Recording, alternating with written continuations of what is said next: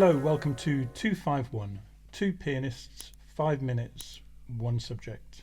And the subject of our podcast today is the under-the-radar pianist, Dudley Moore. My name's Nick Tomlin. And my name's Simon Whiteside, and this is 251.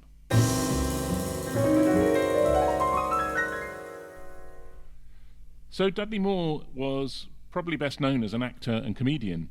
However, he was a very accomplished jazz pianist and, in fact, organist.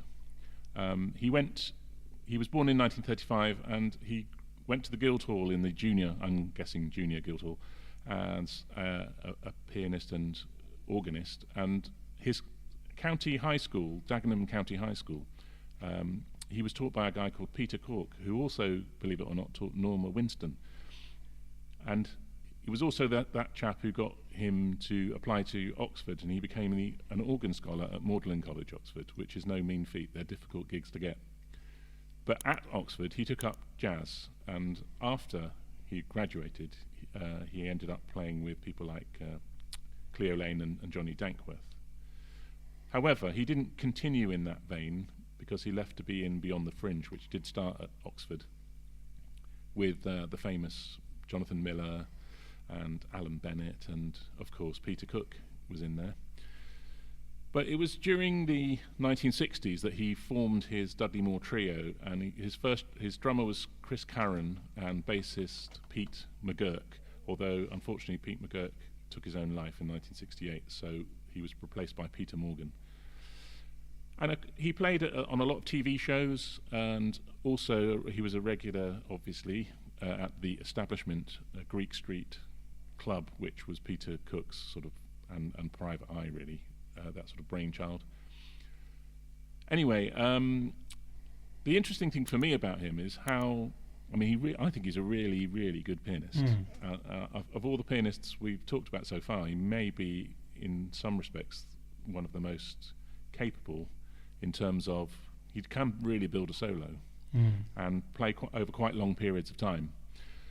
And he also wrote quite a lot of tunes, which I think you're going to talk about in a bit. The only other thing I would say is that he, in the 60s particularly, he scored quite a lot of films, particularly ones that Peter Cook and him were involved with. Bedazzled is probably his best one, which is, I think, his first one. But yeah, I really like his style. For me, I got into him because my parents, not being big jazz fans, only had a few jazz albums, and one of them was the World of Dudley Moore Volume 2, which was originally released as Genuine Dud. So he's always, the comedy's never far away with him. I think you transcribed some tunes, Nick. Yeah, last summer I played at the Barking and Dagenham Festival. I was asked to do a short set of Dudley Moore's tunes because obviously there's a connection with Dagenham. I transcribed a few of his tunes. Probably the best known is Dudley Dell, which was the music for Quote Unquote from Radio 4. People might know that one.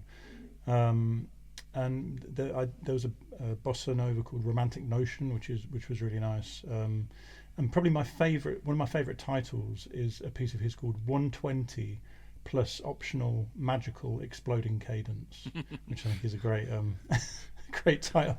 And there is a kind of exploding cadence at the end, if you're wondering.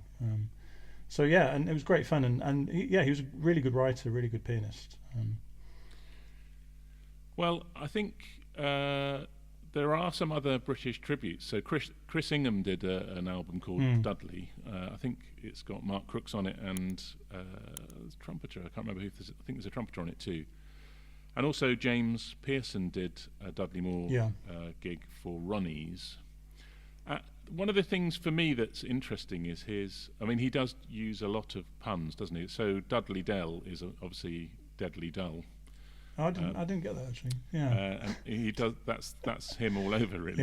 Yeah. But yes, I think people will know it from the introduction to Quote Unquote. Yeah. Which I don't think I've not heard that for a long time, so I don't know if it still exists. Anyway, I've been Simon Whiteside. Goodbye. And my name's Nick Tomlin. Goodbye.